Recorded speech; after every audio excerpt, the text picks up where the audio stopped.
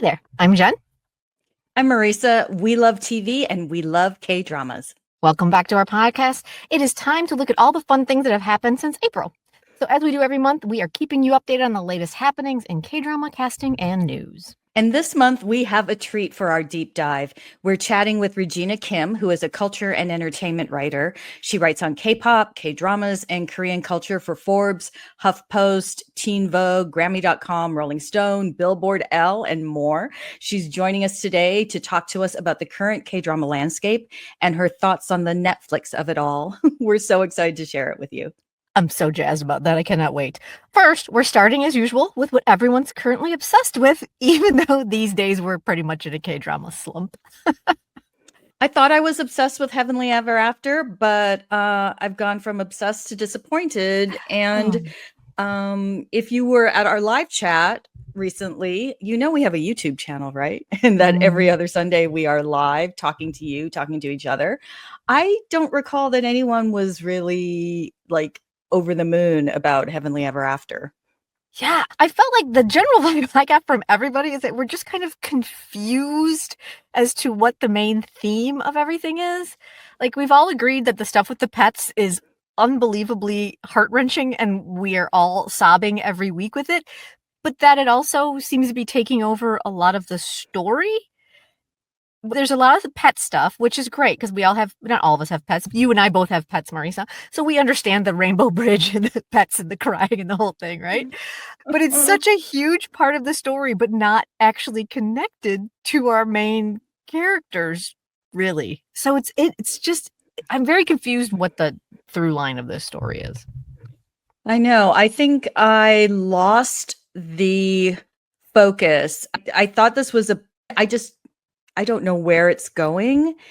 And the relationship between Sun Soo-koo's character and Kim Hae-ja's character is not as in the forefront as I thought it would be. Like, Han Ji-min is great. There's a lot of her in it.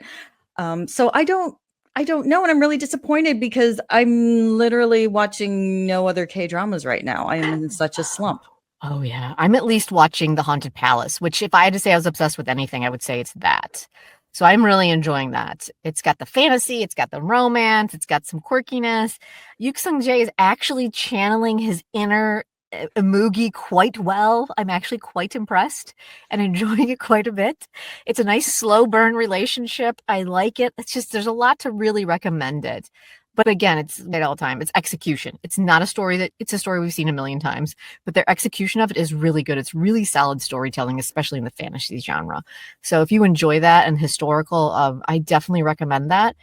But yeah, that's really my whole list. And we're recording it today, Monday, the 12th of May. And I mean, tonight we've got Second Shot at Love and Tastefully Yours. So fingers crossed that that's what we're talking about very soon. I will say the one thing I've kind of been obsessed with is all of the Lee Soo-hyuk videos coming out of the Cannes International Series Festival. Oh my God. You sent me like an Instagram reel of him. Like I was just like, it was like first thing in the morning and I was like, I need a cup of coffee first, Marisa, because that man is an international model doing international model things on my phone and I was not prepared. His swagger is unmatched. And I saw a lot of comments that said he's so G-Dragon, but I'm like, those two have been best friends forever. Yeah. And Lee Soo-hyuk has his own thing going on. Oh, for sure. And let's not forget, Lee Soo-hyuk has got that voice that I think takes him just to the whole next level. Like, I cannot wait for this S-line to come out. It's basically tells about the mysterious red line that appears above people's heads, connecting them to those that they've had sexual relationships with.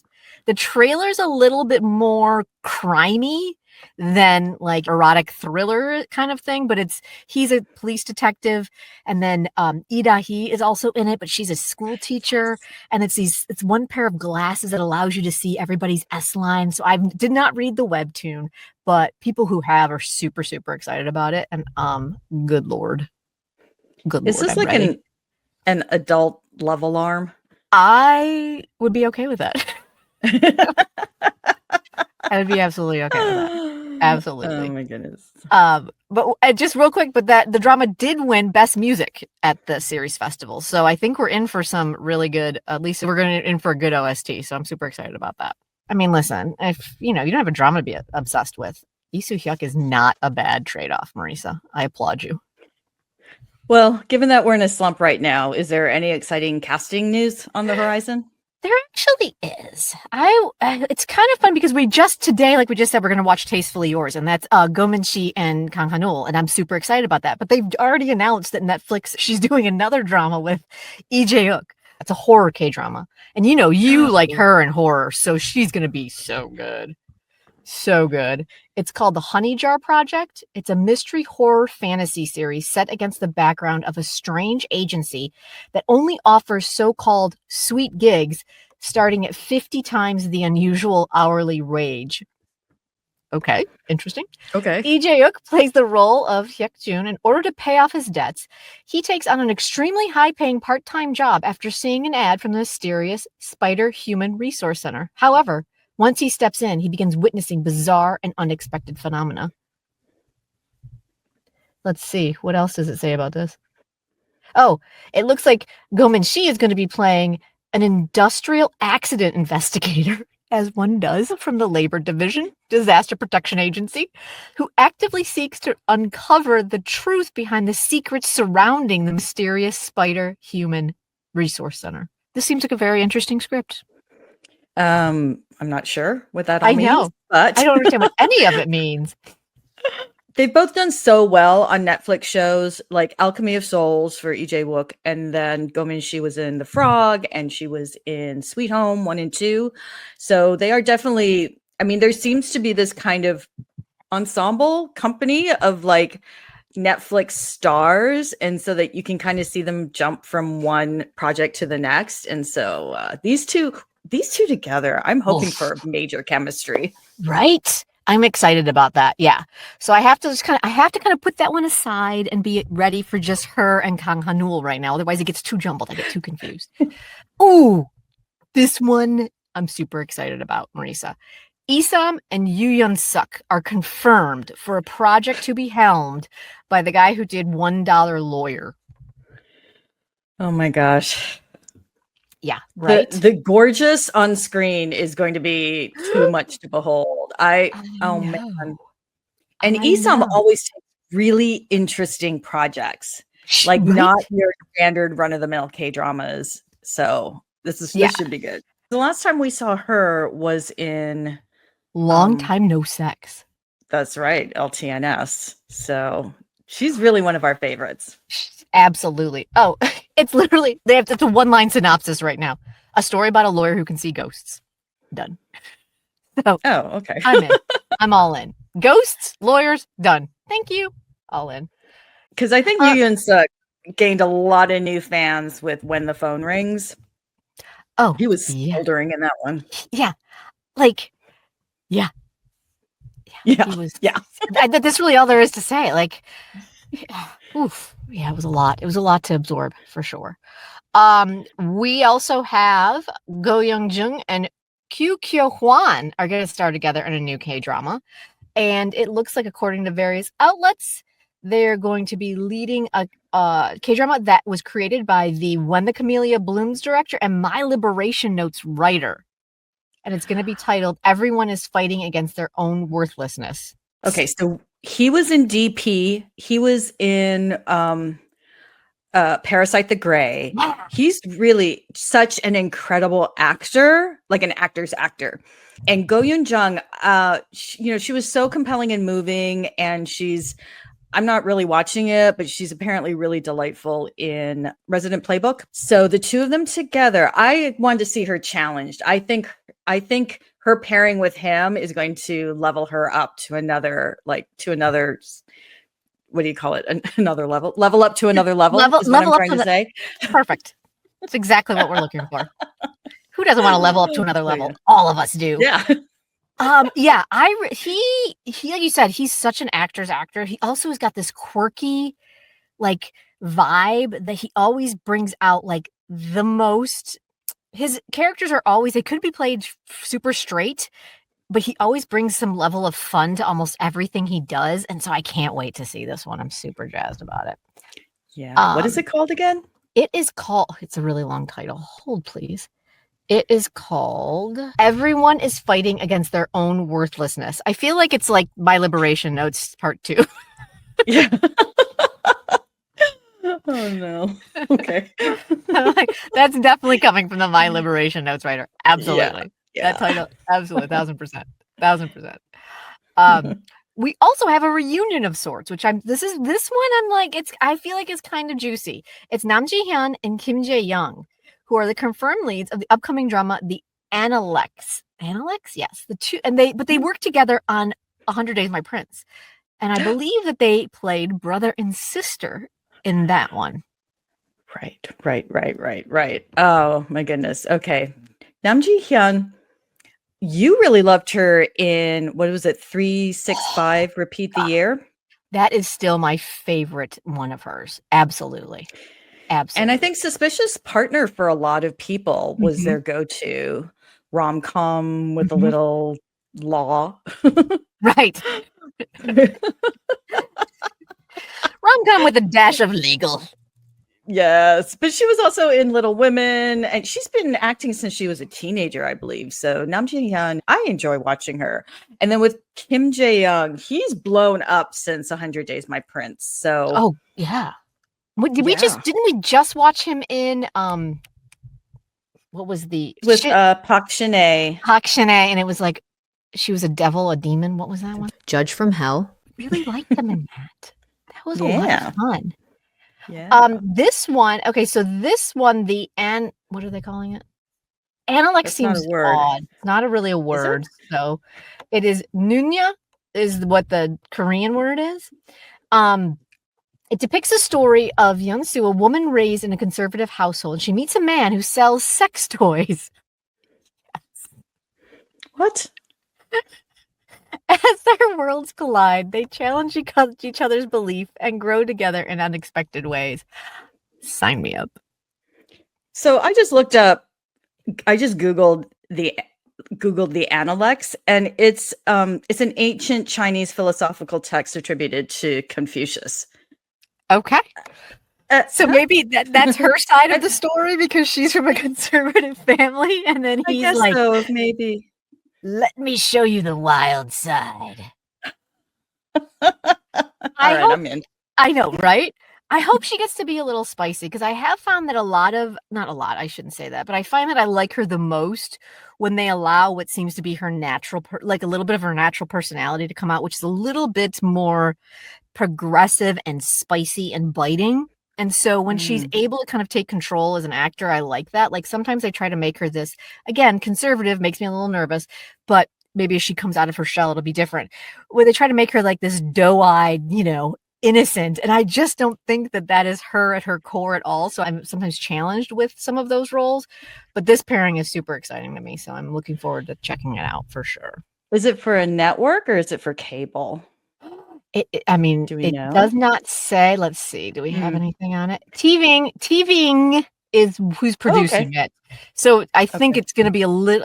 I think they're the ones who did a Long Time No Sex. So they do a little bit more on the racier, like more cutting edge, or that side of things. So it's not like an SBS, and it's going to be like vanilla across the board. So it could be kind of spicy. I'm kind of fingers crossed. I know, right? It could be fun.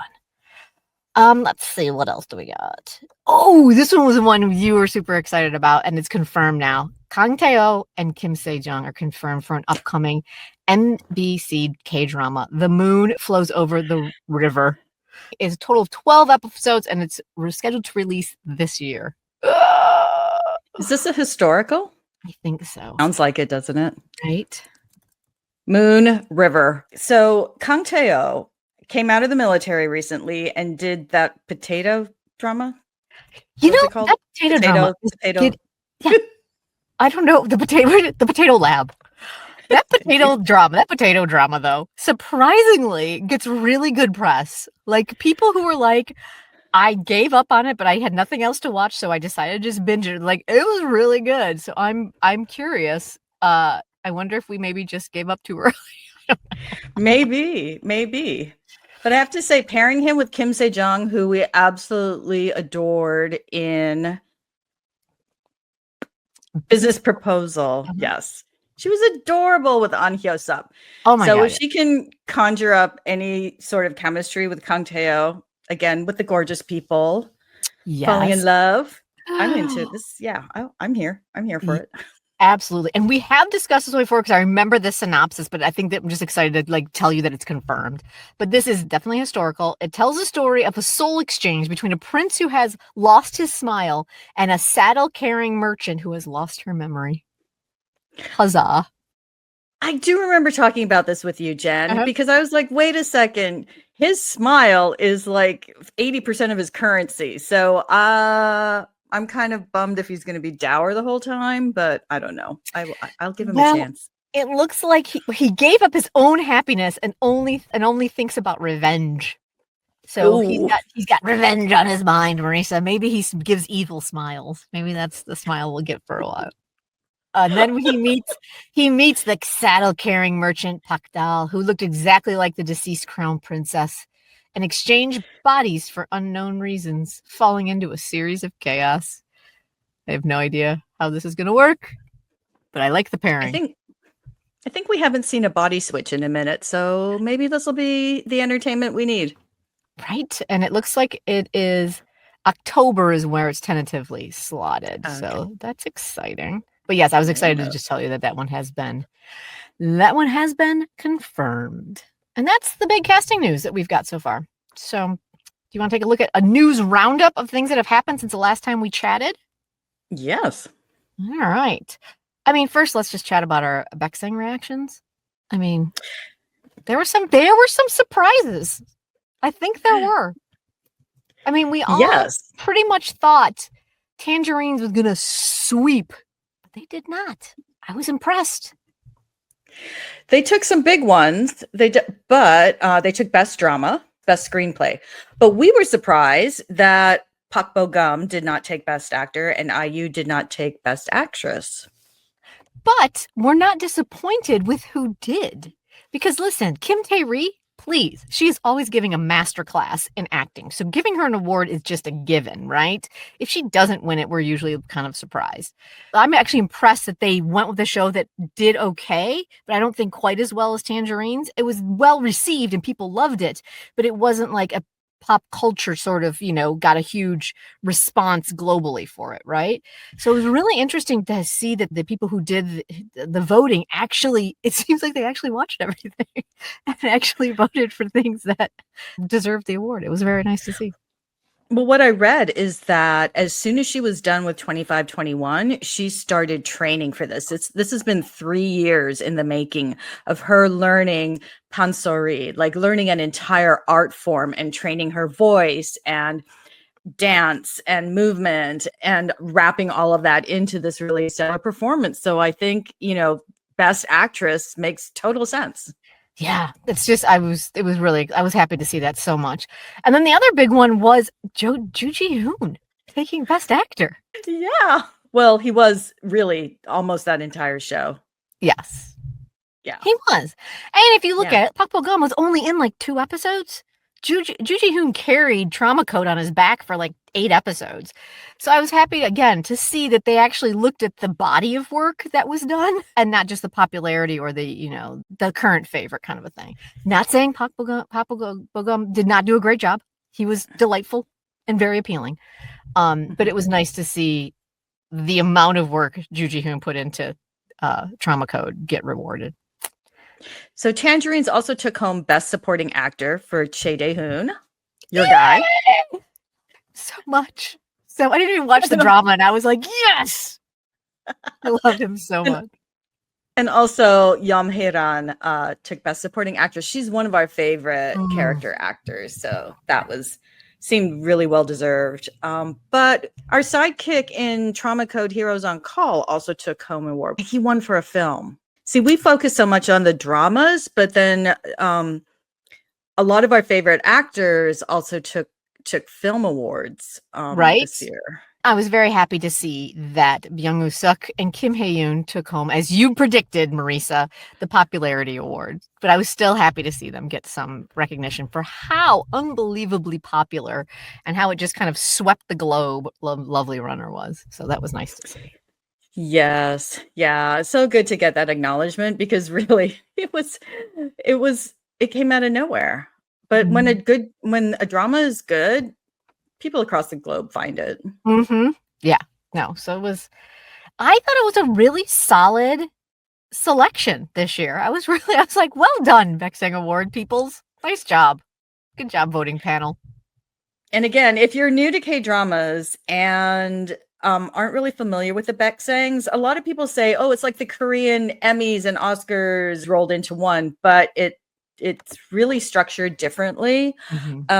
There's a small panel of like 10 or 14 people who are prominent in entertainment in some way, like they're university professors in theater or film, or they're critics, I believe, and they're the ones that vote. It's not like the entire Academy votes on Best Picture. So it's a really select group of people awarding these actors and filmmakers and drama makers. And, in some years we've been like, I think that was a popularity award. It was not Best Actor.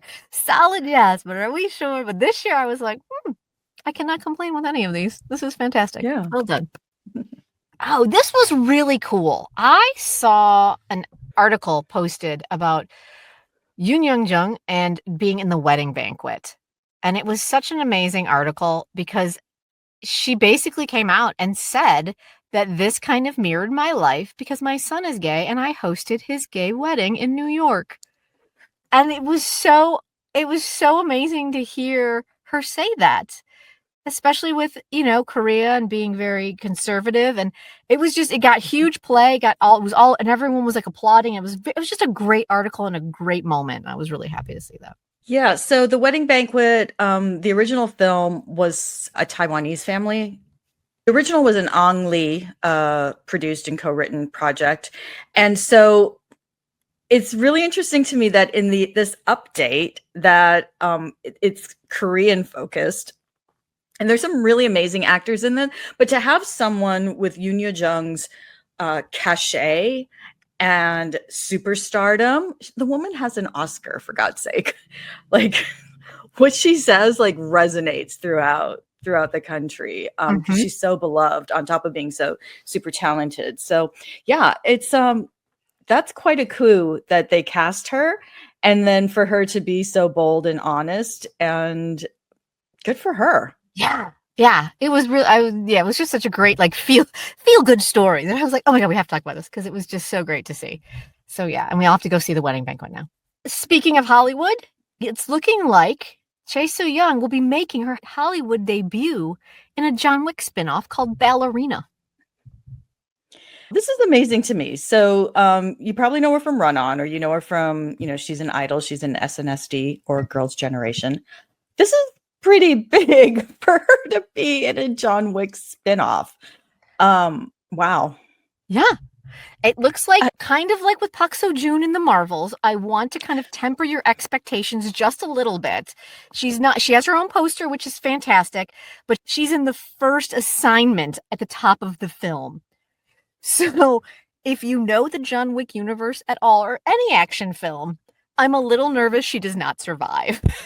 So, I think it's amazing that she is in this and that this is her Hollywood debut. It's fantastic, but I don't want to see you disappointed if she's not in the whole film. So I just want to lay that out there. Oh, wait. I kind of remember her posting from LA months and months ago. Interesting. Yeah. Yeah. Yeah. Yeah. It was a lot of fun. Like Park Seo-joon, I knew he was only going to have a very small role or a very small thing in the Marvels, but even I was like, why'd you do him so dirty? Like, he was her husband. She destroyed his planet. And he just exited stage left. Like, what is happening, Marvel? Like, come on. And I even knew that he was only going to have 2 scenes. And I still was like, I mean, you probably could have found him a different role. Like that seemed like a very key role. It was very, very strange. I know. Didn't someone clock it? It was like 3.5 minutes on screen or even less. It was I'm very sure. short. I'm sure. Yeah. But if you do get a chance, he did a bunch of vlogging from his time when he did it, and he was pretty excited. Those are pretty fun if you get a chance to watch those. So hopefully we'll get the same with Chae Soo-young, with her being in the John Wick universe, which is one of my favorite universes. So I'm very much looking forward to that. Okay, let's see. Oh, Marisa, have you seen Cha-nu will be enlisting in the military this year? I did see that. Cha-nu. Who else? EJ Wook and Roon. Oh God. Yeah. Those are big ones. Those are heavy hitters. It's just makes me a little not sad, but I kind of forget. You don't forget that it happens, but I don't know. Sometimes they appear older than they are, or like EJ Wook is always younger than I think he is. So why am I surprised? Every time we talk about him, I'm always like, how old is he? Is he 32? Like, and he's like 27. I'm like, oh my God. I feel like I've been watching him for 10 years. Like, what's happening? It does look like Cha-nu has already applied to be in the military band. So hopefully he gets that assignment, because really, who wants to go to basic training? No one. I think you still have to go to basic training, but I think you still have to do that. But that's it. I think you're just like, can I get a non-active? That'd be great. I'd love that. That would totally be me. Like, can I do anything else? I can alphabetize really well. How would we just do that? That'd be awesome. So yeah, Hwang Min-hyun enlisted for mandatory military service on March 21st, 2024, but Study Group 2 has been confirmed for season 2. He'll be discharged this December. So he'll probably get out and then jump right into it. My recollection is you used to not be allowed to do that. Oh. Like when you went into the military, there was no entertainment product with you that was allowed to come out while you were serving. I believe. And then they changed that. Yeah, I think so. Someone correct me. Oh, it says in this article, if Hwang Min-hyun returns to the new season of Study Group, this will be a comeback project after finishing his military service. He'll be getting out at the end of December 2025. Yeah. So, I mean, come on. You can't have Study Group and not have that little nugget leading the charge. Come on now. Just no. There's so many bullying focused dramas. I think this is the only one I can deal with. Right? Because A, it's like a comic book, and B, there's like some weird, very satisfying comeuppance that occurs. Right? Mm-hmm. And people get hurt, but they aren't like weak hero class hurt, where they're not like hospitalized and in a coma. You know, it's like it's comic books, which I can handle. Any more rom-coms on the horizon? Sadly, what news have you got? But Marisa, we do have a confirmed Shop for Killers season 2 is happening. Lee Dong-wook is currently filming season 2 of Shop for Killers. I'm so happy. So I wish they had figured that out a few months ago, because it's just these take too long to turn around. I mean, sometimes I do appreciate the Hollywood system where they're like, season 2 hasn't even dropped. You get a season 3. It's like, excellent. We know it's coming. It looks like they're teasing a 2026 release, and they unveiled the lineup. So thank God Lee Dong-wook is going to be there, because seriously, he has to be. We have to find out what happened at the end there. We have to do at least a small visit into how he ended up where he ended up at the end of the drama. Thank God, because I know this was a big one that people were worried about, but Kim Hae-jun is also confirmed that she's going to be returning. So great. Uncle and niece are together. Fantastic. It looks like we also are getting Jo Han-sun, who's returning as Bale, the craziest villain we have ever seen. Like, he was terrifying. Gum Hae-na as Min Hae. So I'm super excited. Our little badass assassin lady is coming back. Super excited. Lee Tae-young as brother, the manager, is going to be back. And Kim Min as Passion is also coming back. So all of our favorites will be returning. Excellent. Yeah. And then also what is happening, it looks like there's going to be another branch, because also joining the cast is Okada Masaki.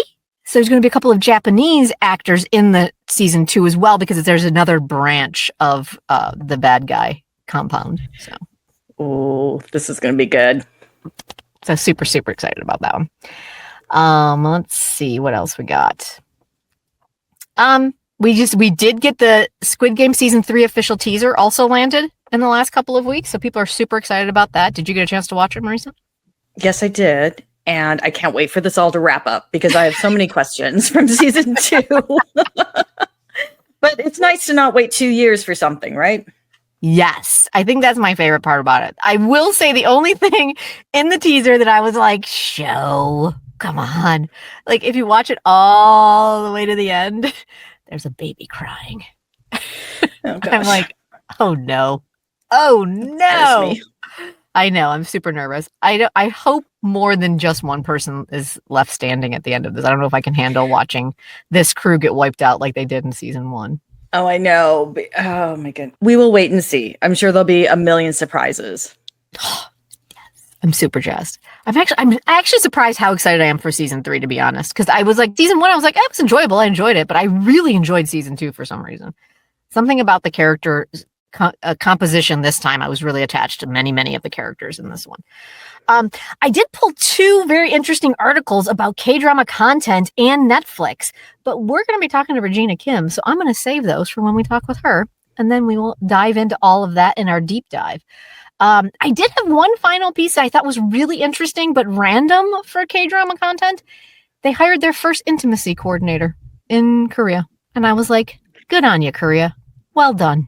Yeah, so this is an industry without an actors union, without crew unions, and intimacy coordinators, especially if you've seen a lot of Korean films, you got to wonder, and you've seen the emotional effects on a lot of young actresses because they're put in very compromising positions, especially if they're brand new to the industry. So anything to protect them is a good step forward. Yeah, I was really excited to see that move because, like you said, their union, I think they do have a union, but it's not very strong at all. So it's really good to see they at least have maybe an ally on set. So hopefully that grows. It's definitely growing here in the States and Hollywood for sure.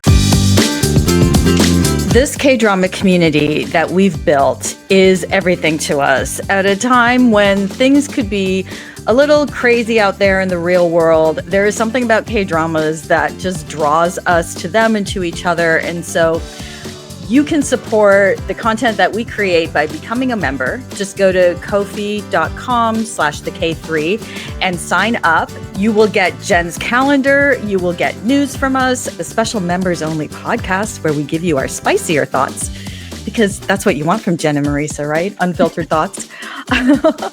But your support, whether you are able to buy us a cup of coffee or 2, or on our YouTube channel, whether you give us a super sticker or a super thanks, all of your donations help us create content and keep going, because this K-drama crew is our favorite.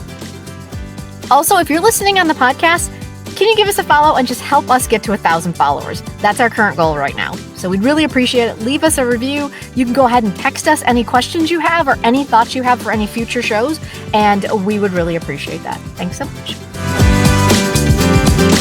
Jen and I are so excited to bring you a special guest. Regina Kim is a freelance entertainment journalist and a Forbes contributor who covers everything from K-dramas and K-pop to Korean culture and Asian American identity. You've seen her work in places like Vanity Fair, Rolling Stone, and Billboard. And Jen and I have long been fans of her K-drama articles. We always learn from the insight and cultural context Regina brings to K-dramas. And I first got to meet her at KCON LA last year, thanks to my Clubhouse friends from the K-Dramatics, Sylvia and Carol of K-Dramas Musings.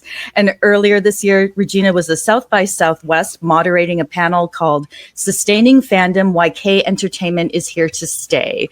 She knows this space inside and out, and we're so glad she's joining us today. Regina, welcome to our podcast. Thank you so much for having me.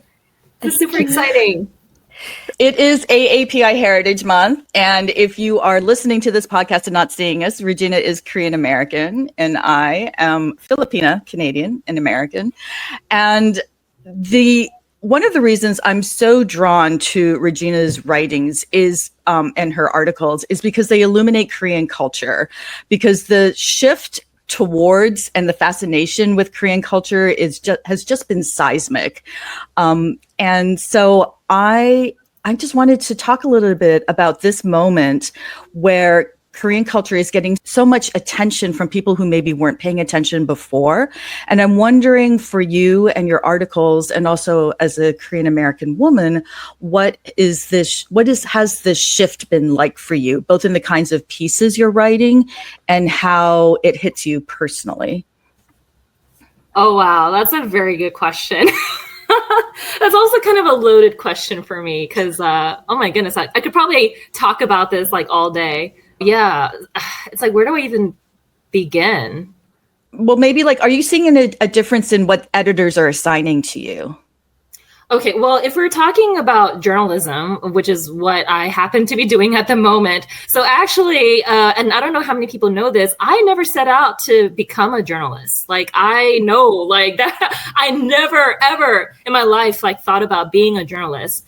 And it just kind of happened because, well, I had written a few articles here and there, like starting in like 2012, but it was because like, you know, these opportunities came to me. There was like a Korean cultural organization in New York City that was looking for people who could write articles about some of their events in English. So I would do some stuff like here and there, right? But like I never considered becoming a journalist full time. And then like, I think it happened in 2020. It was when the pandemic hit and I had more free time. And it was also like around that time when I started noticing like so many outlets like starting to cover Korean culture, especially K-pop. There's just so many articles coming out about K-pop, and I noticed like a lot of them were not very accurate, you know, they're very misleading. Not all of them, but a lot of them were.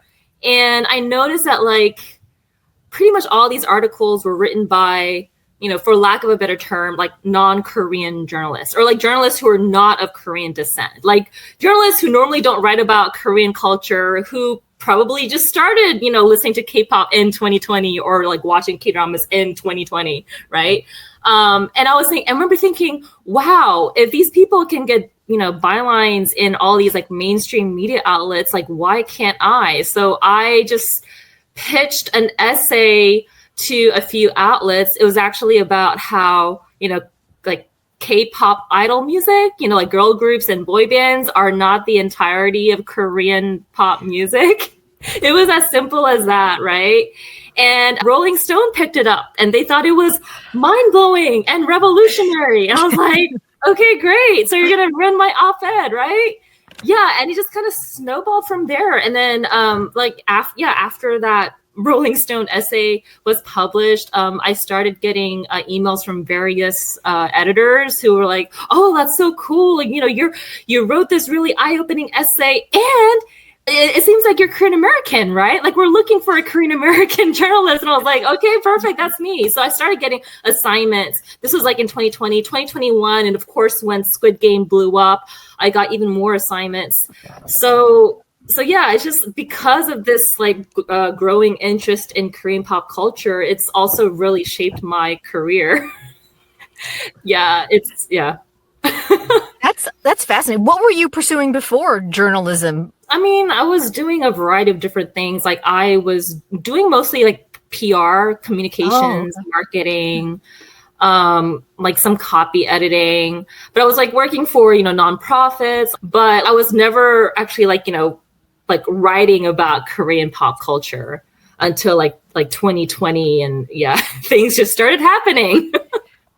It's so amazing that you said, wait, pick me, because to have an authentic voice, like how about that? An actual Korean American writing about Korean cultural things. It's mind-blowing. I will say, though, that I think a lot of people just assume that because, you know, I'm Korean American, because I'm of Korean descent, I must have like so many advantages, you know, working in this space, right? And I guess, yes, like I do have some advantages, but I would say like there are also a lot of disadvantages that I think people might not be aware about. So yes, like, you know, in 2020, 2021, I was getting a lot of assignments from different editors, but also like, I want to say like maybe starting in like 2022 or like 2023, I realized like, you know, it was really hard for me to get editors to accept my pitches, because I think by then, like, the whole Squid Game thing was kind of like dying down.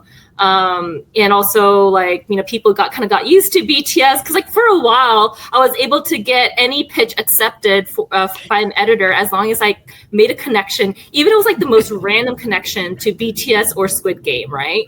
Or even Parasite.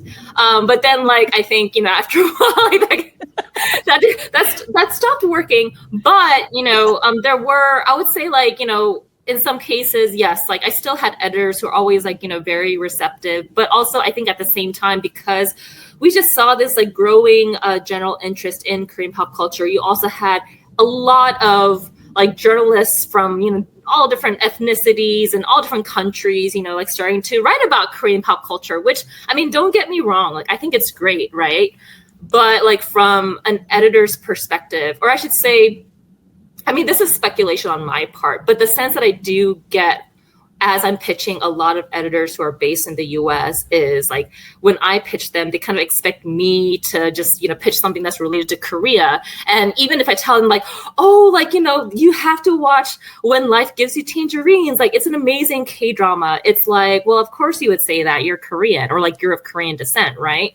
Whereas like if it were like someone who's not Korean, right? And they're like, oh, okay, well, if it was like someone who's like white or even black, or, you know, just like anyone who is not of Korean descent, I want to say in some cases, not all, but in some cases, like the editor might be more receptive to that. And actually, you know what? I do have proof of this. I'm not gonna mention any specific outlets or editors' names, but like, I've talked to a couple of other Korean American journalists, and yeah, like there are definitely some common themes, I should say, some patterns.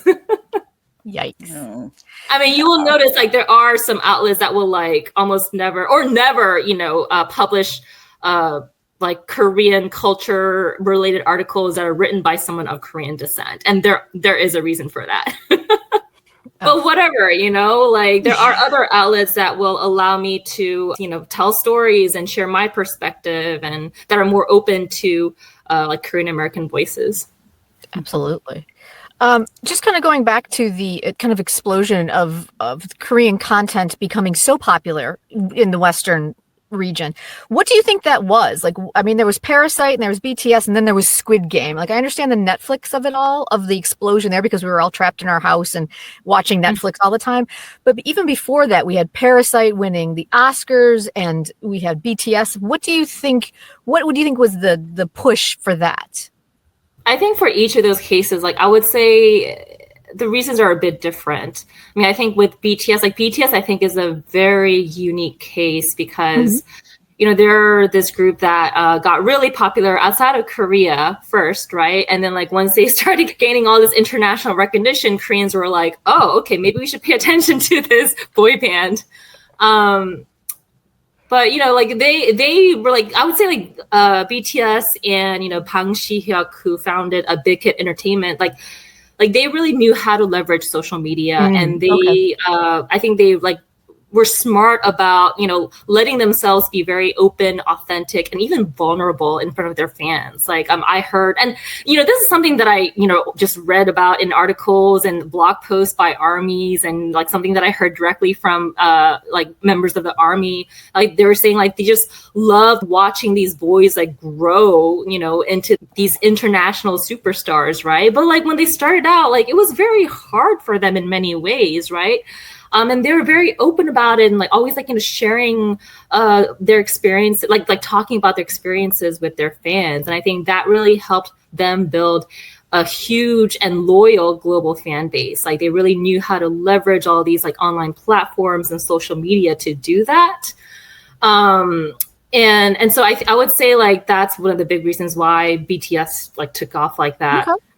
And then if you're talking about like Squid Game, well, you know, obviously Netflix was already available in like what, like I think like at least 190 countries. And Netflix, all they had to do is just push that show on their platforms. You know, people saw it popping up on their screens, and I mean, I think it's, various reasons why that particular show did so well. I mean, obviously the storytelling is amazing. I think director Hwang Dong-hyuk, who also wrote Squid Game, like he did a fantastic job. It was just very tight storytelling, very well-crafted execution. The colors, like the aesthetics, I think were also very well done by the art director. Also, like I heard, like the title Squid Game itself, could have actually helped, because like it just made people curious, like what is Squid Game? And then also because Netflix was sharing its rankings, like people were saying that, oh, it's like number one in our country. Maybe I should go check it out. So yeah. So I would say like those are some of the reasons why Squid Game blew up like that. Although like I heard that it was unexpected. Like even Netflix did not expect it. I don't. Yeah. They didn't think that it would be that big, right? And then I know that in Parasite's case, like CJ, like they really invested a lot of money into marketing that particular movie, and they like were really strategic about like making sure that it was going to, like, it was being shown at all the film festivals, like all the major film festivals. And I also know that it spread by word of mouth. That's actually how I ended up watching Parasite, because like I was like, oh, okay, cool, like yeah, maybe I'll watch it. I like director Bong Joon-ho, but then I remember going to like was it a film festival where Parasite was shown? But anyway, like there was this white guy who was just like running around, like just screaming, like you guys should watch Parasite, you guys should watch Parasite. And we're just like, okay, yes, I guess we will watch Parasite. But actually, it worked, because like, okay, maybe I really should watch it like right now. It's amazing. I don't know. I know that's like anecdotal, but I do know that like CJ put a lot of effort into really marketing the film, and it's a very well put together film too, right? 1000%. And also, I would say like in like generally speaking, I think also by then, like by the late 2010s, like by 2019, 2020, and then also like 2021, I feel like by then, there's just also this like ever-growing interest in Korean pop culture in the U.S. as well, because even, I mean, there's this statistic that oftentimes gets thrown around, and I know I've used it in a couple of articles. So in 2014, there was a study that was done by the Korea Creative Content Agency, KOCA, that found that already, like in 2014, there were 18 million Americans who were watching K-dramas, which is a huge number, right? And you're like, what? That can't be right. But I will say that in like the early 2010s, like 2011, 2012, I was actually working at Drama Fever. I know, shout out to Drama Fever. Drama Fever. That was actually my first job when I moved to New York. Was working at Drama Fever, because I wanted to do something related to Korean culture, but I wasn't really quite sure what. And for various reasons, I had to stay in the US. And like, so at the time, there weren't that many opportunities in New York, and Drama Fever was like one of the very few opportunities available. And so I was like, okay, yeah, I'll take it. And I remember when I was working at Drama Fever, this was like 2011, 2012, even back then, like there were like millions of viewers who were watching, K-dramas on the Drama Fever platform. And in the US, like the vast majority were not of Asian descent. Most of them were women, but they were like, white, Black, Hispanic. There were, I mean, obviously, yes, like there were some Asian Americans too, but like Asian Americans were actually the minority. So that, I remember that was like very surprising for all of us. We're like, whoa, like we had no idea, right? And I remember like even like on our social media channels, like the people who were commenting were, like most of them were not Asian, right? So yeah, that's and surprising. Back then, like I remember just kind of randomly meeting some people, like white, Black, like non-Asian people. Who just told me like they love K-dramas. But it's different from now, where I feel like now people are a lot more open about talking about K-dramas. Like they think it's become a lot more normalized in conversations, I would say. Whereas like back then in like the early 2010s, like I think a lot of us, and to be honest, myself included, we felt like if we were to just openly express our love for K-dramas, like people might judge us, they might think that we're a bit weird or eccentric, right? I mean, yeah, like, how it was. Yeah. And so like, it would take some time for me to, get to know these people and realize, oh, they actually watch K-dramas too. And then like, once we, found that part out, that would just help us like bond even closer together. But I think people just were not as open about their interest in K-dramas back then. That's my sense. Okay. So it kind of sounds like as the internet got more and more global, the more like people found K-dramas and were able to watch them and interact with K-pop and that type of thing, and the social media, whatnot, has kind of helped build this wave.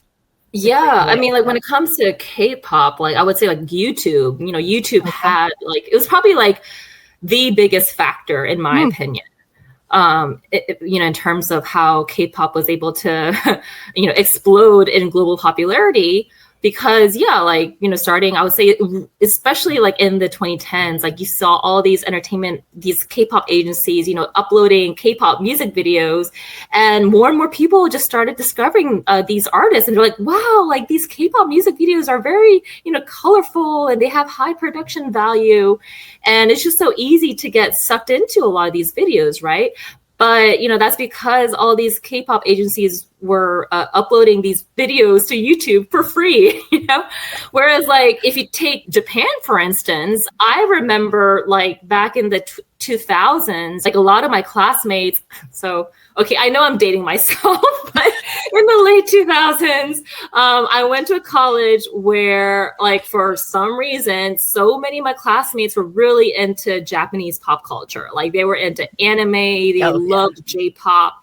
Like, back then, like, very few of my classmates actually liked Korean pop culture. Like, they knew absolutely nothing about Korea, but they loved Japan, right? And so I think that also kind of rubbed off on me. I remember thinking like, wow, like J-pop is really awesome. And then like in the 2010s, like you saw like K-pop really taking off like this. I was like, like how come the same thing didn't really happen with J-pop? And it's because a lot of these Japanese entertainment companies, like they were not willing to upload their music videos to YouTube for free. They're like, no, like we want money. What about copyright issues, right? And so like they were not willing to upload their music videos to YouTube. And look what happened. Right? Yeah. So it comes down to access. Yep. And so now with this, I mean, we'd like to talk a little bit about this Netflix effect, because Netflix made Korean dramas accessible. And I think some people don't understand the difference between a Netflix original production or a show that they've licensed. But then as important as Netflix has been in their investment in the Korean entertainment industry, they also become a lightning rod for whatever people think is wrong or different. Or I think, actually, Jen, you've got a good question. It's kind of a very broad question, but I hear this all the time, and I wanted you, Regina, to see if you can give us the answer to this. Is Netflix ruining K-dramas? Ruining K-dramas. I've definitely heard people say that before. Yes. Right. We're like, what does that even mean? But Jen, particularly on Bluesky, sees it frequently, and we're like, what does that mean? And what are people really saying about Netflix's impact on K-dramas and how they're like quote unquote ruining K-dramas? Yeah, I kind of like, wrote an article about this too that kind of like touched on this topic. It was in HuffPost, and it was about like how streamers, especially Netflix, have really changed K-dramas in recent years. And I have to admit that like my perspective on this has somewhat changed especially since Squid Game, because like I remember when Squid Game like first came out, and like so many people in the US were like talking about it, like Squid Game was like, the only K-drama that they wanted to talk about. I was like, why is it that this K-drama where you see a bunch of Koreans getting killed, like they're being like mass murdered or something, like why of all the really amazing K-dramas out there, is this the one that grabs people's attention in the US, right? And at the same time, you had like, the spike in anti-Asian hate crimes. Anyway, I'm not saying that there's there's a direct connection there. But I remember thinking at the time, like with everything that was like going on around us, you know, with the pandemic, with all the anti-Asian hate, and then like you see Squid Game that's like, you know, taking off, and I'm just like, what is going on? And I remember feeling like, I mean, I liked Squid Game. Like, I thought it was a very well done K-drama, but like the first time I saw it, you know, I had to look away a few times, and I was like, this is very violent. But then like I talked with you know, some industry insiders, like people who work in the Korean entertainment industry, and I've written articles about like how K-dramas have changed. And you know, like if you look at Korean films, right, like a lot of them have been violent, you know, like some of the most violent films out there were made by Koreans, like Old Boy. Oh my goodness, I saw it once and it has permanently scarred me. This was like back in like what, 2003, I think, right? I've only read the synopsis and it's permanently scarred me. I refuse to watch it. People are like, then you have to see it. I'm like, no. It's like, yes, it is like one of the most, again, a very well crafted movie, right. But yeah, it's just like traumatized me, to be honest. You actually had a quote in your article in HuffPost that I thought was really fascinating, and it was an award-winning veteran movie actor, Jonathan Kim, said, "We Koreans in the film industry do not consider Netflix original series as a K-drama," and I thought that was the most telling thing about why Netflix is ruining K-dramas, because it's not really a K-drama. You know what I'm saying? Like people in Korea don't see it as a K-drama. They see it as like a mini series of a movie, right? Where we in the West absorb it as a K-drama. So those who are used to things being maybe a little bit more traditional K-drama fare are maybe not seeing it in the same light. Is that possible? So now I would not say, like, I would not use the word ruining anymore, because I think, again, like after talking to like a bunch of different industry insiders, like the sense that I get is that, I mean, it's very obvious too, like Netflix has really diversified the types of K-dramas that we're able to watch, right? In terms of genre, like now there's so many thrillers out there. You even have sci-fi, right?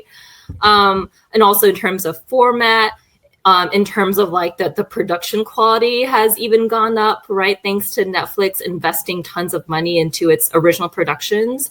But at the same time, like you said before, you know, Netflix is still licensing a bunch of K-dramas. And so you still see a lot of K-dramas that have the more traditional, like, you know, 16 episode format, right?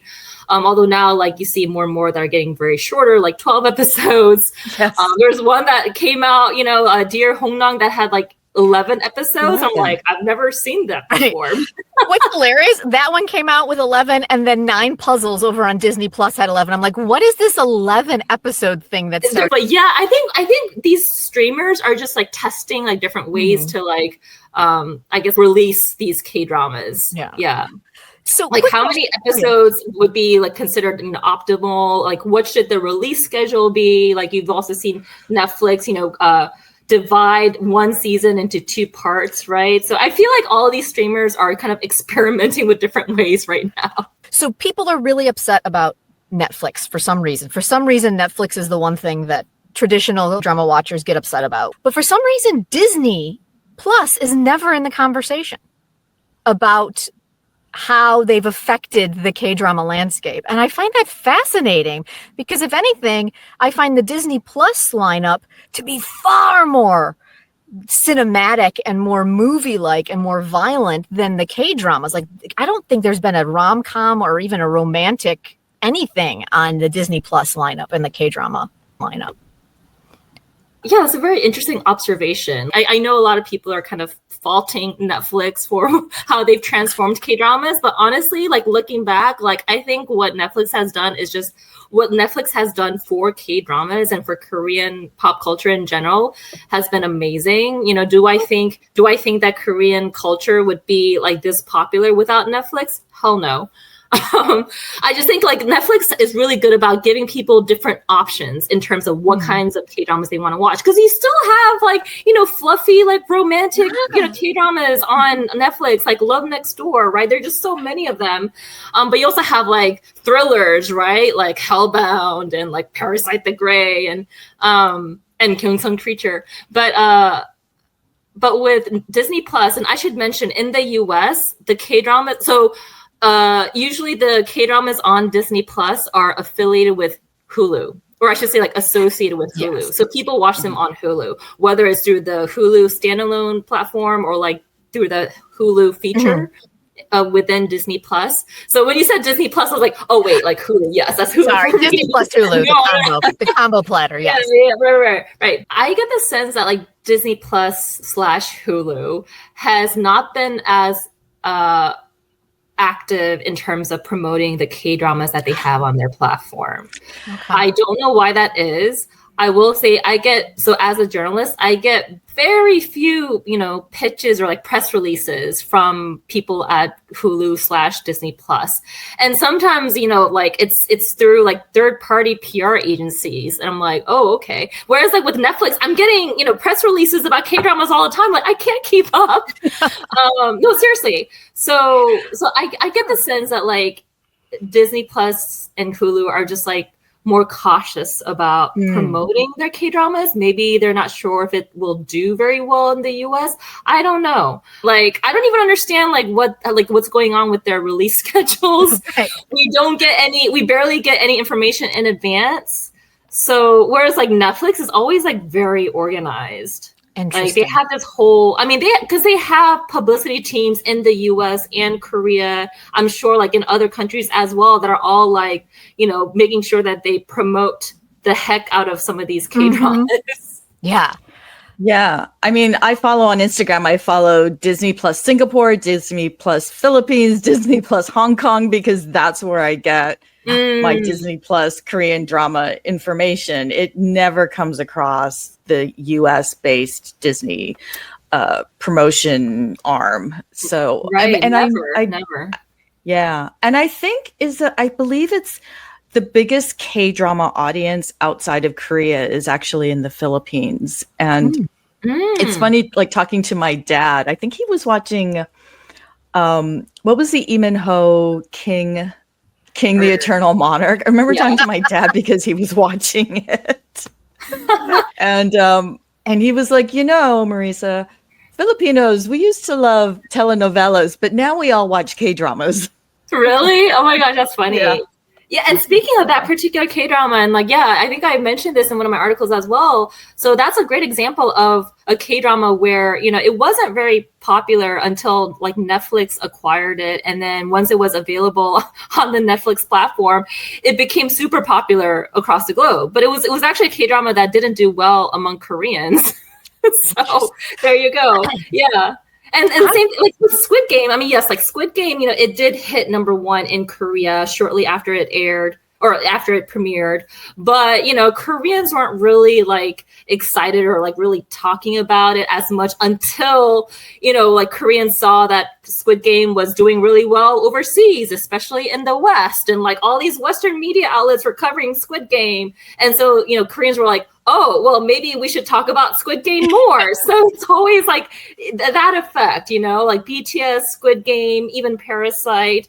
When, Koreans see that, some like piece of K content has taken off overseas, especially in the US, they will pay attention. So what is the response with season 2 and 3 of Squid Game in Korea? Are they more excited for that? Or are they kind of in the same where they're like, meh?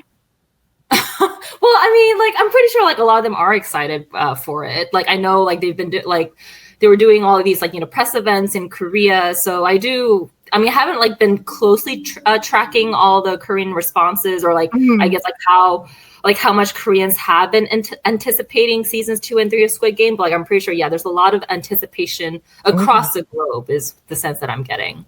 That's exciting. I actually enjoyed season 2 more than I enjoyed season 1 of Squid Game, which I was really surprised. I was like, I'll watch season 2. I enjoyed season 1. I thought it was good. I thought it was a solid story and I enjoyed it.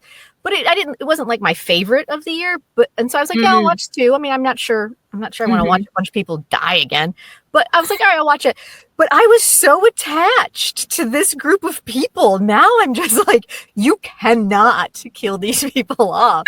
Like for some reason, the first batch, I was like, I mean, I like them. I don't love them. Like, I felt bad for some of them, but I'm like, I am viscerally attached to this group of Squid Game participants. Like which group, if you don't mind me asking? Like, is there the season 2 group? Everyone in season 2, pretty much. I'm more emotionally attached to almost the entire cast of season 2 than I was to the season 1 cast. You know what? That's so interesting that you say that, because like I think I still liked season 1 better, only because like everything was just very new and very fresh, right? But like I was surprised. Like personally, I was pleasantly surprised by how good season 2 was. But I know like a lot of people actually like did not like season 2. Like I know it got mixed reviews. And actually like a lot of people I know said the opposite thing of what you just said, like how they just felt like they didn't really have any emotional connection to the characters like they did in season 1. And I was like, wait, what? What are you talking about? Like, yeah. Yeah, it was really interesting. And going back, you had mentioned the production design of season 1. I thought the production design of season 2 was like, took it like up against like 3 more notches. That merry-go-round scene. Interesting. Oh yeah. I thought it was gorgeous and horrifying all at the same time. So, yeah. I'm actually very excited for season 3, which I did not expect to be that person. Me too. So actually, I did get to see like the first 3 episodes of season 3. Really? It's it's good. Like I can't share anything, obviously. Obviously, people should get very excited for it. It has a lot of ups and downs. It's very intense. I'll say that. So one of the things that we've really loved about Netflix and also Disney Plus is that they've invested heavily in single visionaries, should we say. I think I wasn't the first Netflix original production. It was Kingdom, right? Kim Eun-hee's. Yeah. And now Kang Fol with Disney Plus. We don't understand how the Korean writers like system works. Like in Hollywood, there's a writer's room on a television show. And then that is so that you've got a number of voices creating a television show, creating the script. And that allows for mentorship. It allows for new voices that are up and coming. You know, there are pipelines from film schools. There's, nepotism. There's all sorts of ways to become like a Hollywood writer. But we only understand Korean writers from what we've seen on a K-drama. And so is it usually a single writer? You have like a single like main writer who's credited, right? But like my understanding is that a lot of K-dramas also like they will have maybe like 1 or 2 assistant writers. Yeah. But like for example, like Squid Game, like my understanding is that for season 1, it was all Hwang Dong-hyuk. Like he wrote and directed the entire thing, which is like, mind-boggling, right? Yeah. But I heard for season 2, it's still like he's the only one who's credited as a writer, I believe. But like I heard that like he had like a small writer's room or something. Like there were like people who were also like helping out with the script, is what I heard. Yeah.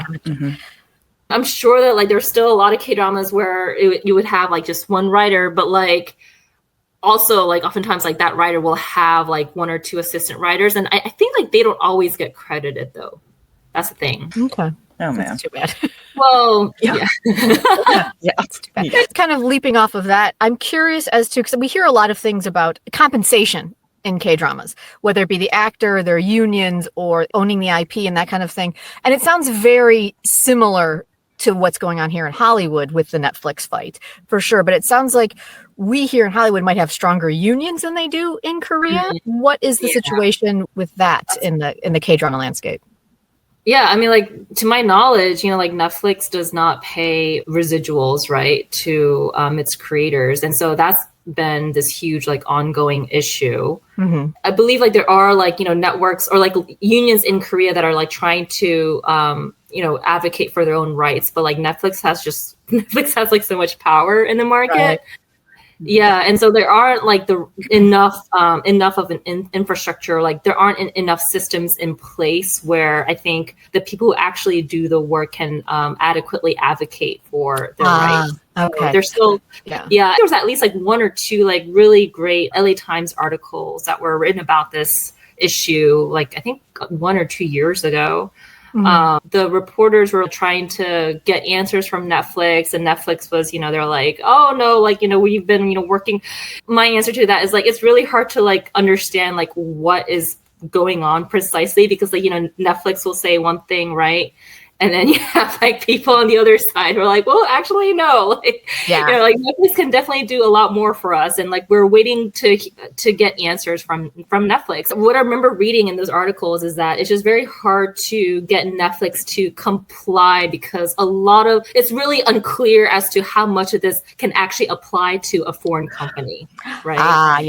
Yeah, so Netflix doesn't always have to follow the same guidelines that, otherwise a Korean company might have to follow. Right. So that complicates a lot of things. Yeah. Interesting. Because even like with the strike here in LA and Hollywood, when everything got shut down for almost 2 years, it was kind of the same thing. Like Netflix was like not giving anybody any information. And it was like, how do we gauge how much people are watching? And they're like, we just tell you. And they're like, that doesn't work. And so it sounds like it's a lot of the same thing, but we might just have a better infrastructure union-wise to be like, okay, so we're not going to work for a year and a half. Good luck. One other thing I want to mention is that, like, I mean, also just, Korean productions, like, historically have always been a lot cheaper, right? Like, labor has been so much cheaper in Korea. Like, they honestly, like, everyone who works on a show or a film in Korea, like all the members of the staff, I mean, I feel like they're just really efficient, even though they're not paid very well by US standards, right? It's always been like that. That's like one of the key reasons why, Korean productions have been so much more cost effective than like Hollywood productions, right? And Netflix saw that. They're like, wow, like, cause like Squid Game was just so cheap to make, right? In comparison to all these other Hollywood shows that didn't do half as well as Squid Game, right? And so that's one of the main reasons why, Netflix started investing more in Korean content. It's like they get more bang for their buck. But like, I would say, from like, I guess Korea's perspective, I mean, it's always kind of been like that. Like, people just don't get paid as much in the industry, like as people who work in Hollywood.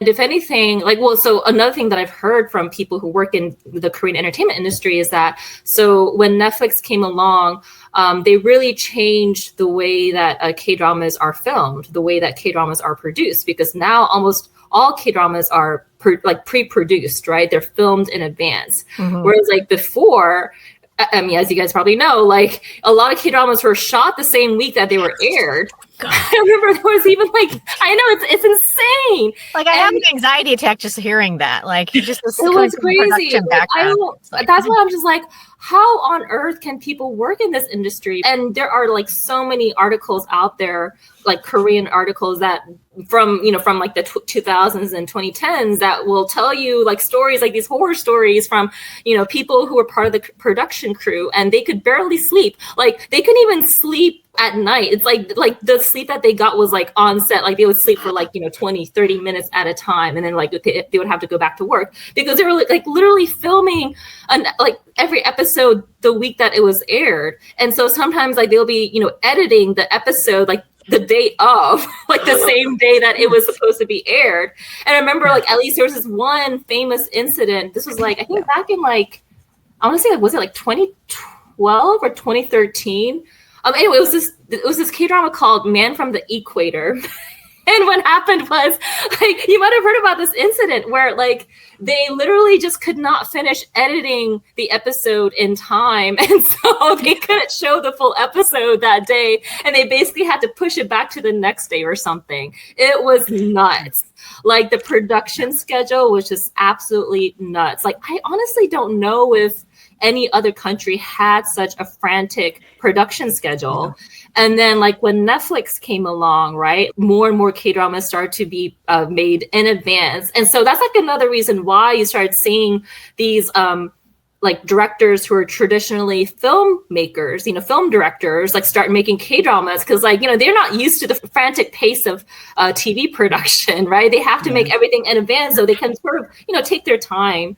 And so like, and in that sense, like my understanding is that Netflix has kind of eased this whole like frantic production schedule to a certain degree. I mean, it's still pretty hectic. It's still pretty frantic, right? But like, I hear that like, people are able to sleep more and they're less stressed. Thank goodness. Well, that's good. This oh my God. I know, right? The story I love is Kim Nam-gil disappearing from Bad Guy because he had to start serving in the military. And so they hadn't finished the series yet. So he like just disappears off the final episode. Bye. It was just. That's wild. I remember reading the drama VIP has scarred me for life. But VIP, I remember reading about that one because it was one of the first K-dramas that was adhering to the new, I think it was an SBS show, and it was the first one to adhere to the new 50-hour work week. And the actors were doing interviews and they were like, I don't know what to do with all my free time. Like, it's weird. Like, what? I'm used to being on set till 5 a.m. and getting an hour of sleep and being somewhere else. And I'm like home at 7. And I was like, oh my, I was happy for them, but I was also like, that sounds like one of the worst production schedules I've ever read. Yeah. Oh, that's so funny. I mean, like, I guess like one of the good things about like how they, produced K-dramas back then was, that also so they could watch the audience's reactions, right? Like to a particular episode. And like, if audiences like started tuning out, if they started complaining, then they might change the plot, right? For next week's episode. So they were able to incorporate a lot of the audience feedback, like almost in real time, because again, like they were shooting every episode the same week that it was aired. Whereas with these K-dramas that were released by Netflix and then later with other streamers, because everything had to be filmed in advance, like you couldn't incorporate a lot of the audience feedback. So if audiences just started, hating the K-drama, well, too bad. Right? Before we wrap up, Regina, what are you currently watching? What are you currently loving? Ooh, I'm like watching like a variety of different K-dramas, but like I feel like I haven't gone very far. So like well, I mean, okay, so I'm really enjoying Heavenly Ever After. Oh. I mean, it has its slow moments, right? Like I also wrote a piece about this. I'm still kind of scarred by episode 5 where I don't know if we're allowed to reveal spoilers. Is that the episode where they're just in hell? Yes. Yes. Yeah. Yes. This is even worse than like what I imagine hell to be like. Right. That episode alone gave me nightmares. So, but it like I was like, wow, this is very interesting. This is very creative. So apparently, it's like based on the major hells found in Buddhism. Like, interesting. Yeah, it's a very unique K-drama. I love all the scenes that they have with pets in them. Right. I cry every time. I'm like, we need to stop with the Rainbow Bridge, people. We need to stop. I know, right? It's like that scene from episode 2 where they show. Can I say this? Like, yeah. It's all over the internet anyway. Like Netflix has like shared it on their social media. Right. Like, there's a scene where dogs reunite with their owners in heaven, and like even people who didn't watch the K-drama, right? Like they had no idea what was going on. They're like, we're so confused, but oh my gosh, I'm crying. Yeah, that reunion scene, I fell apart and it took me forever to pull myself back together. Yes, like I don't know how many times I've like rewatched that scene alone. Every time, like when I need to like let out my stress, or like when I feel like I just need to like just cry for whatever reason, like I'll go back and watch that scene. I know I'm very behind, but like a Dear Hongnang, which I mentioned before, I've like started watching that. It's I'm really like I'm trying to get into it, but I hear it gets better as you go on. I know it got very mixed reviews in Korea. Did it? Like I think a lot of people, I think a lot of people just quit halfway. But then like I also read reviews where people are like, you just have to stick with it till the end. It gets really good towards the end. So yeah, I mean, I'm trying to finish it. Did you finish it yet, Marisa?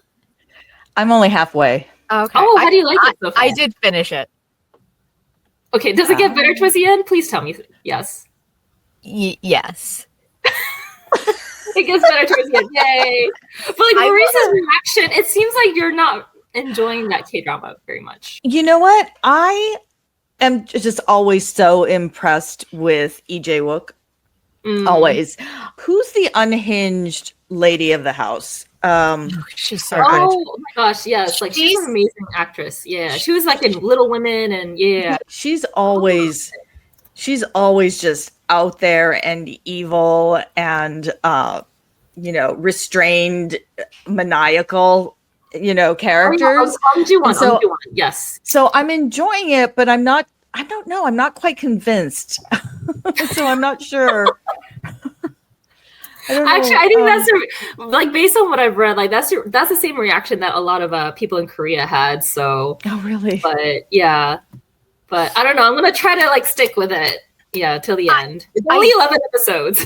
I'm also watching Resident Playbook. I know it's already finished. Like I'm still behind, but like the first episode, like I don't know if you guys are like watching that K-drama or have watched it, but like the first episode of that show, I was like, I literally wanted to poke my eyes out. I was like, this is so bad. Like I went into it like expecting something like Hospital Playlist, I get, which was like amazing, right? I was like, what is this? Like I could have written a better K-drama than this.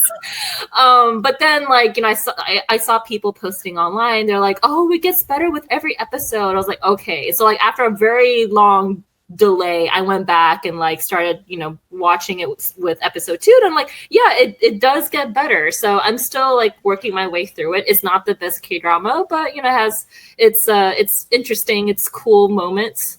And then I can't wait to start watching 9 Puzzles because I love the cast. Thank you so much, Regina, for joining us. We'll link some of Regina's recent articles in our show notes, so definitely check those out. And Regina, where can people find you on the internet? I do have a website. It's reginakim.com, but I do plan on updating the website soon. You can also find me on Forbes. I'm a Forbes contributor, so you can just probably Google like Forbes Regina Kim, and you should see my page. I'm on Instagram at curious_idealist. I wish we could do a 12-hour podcast. It's just been delightful talking to you about K-dramas and K-culture. Oh my gosh, like this is so much fun. I was telling Marisa earlier, like I could just, talk with you guys all day, it feels like. Thanks again to Regina Kim for hanging out with us and sharing your K-drama insider knowledge. Remember to review, write, and subscribe to this show on iTunes or wherever you get your podcasts. And if you need more K-drama community, join our lives on YouTube every other Sunday, where we share our thoughts on our current watch list with our K-drama BFFs. See you in June.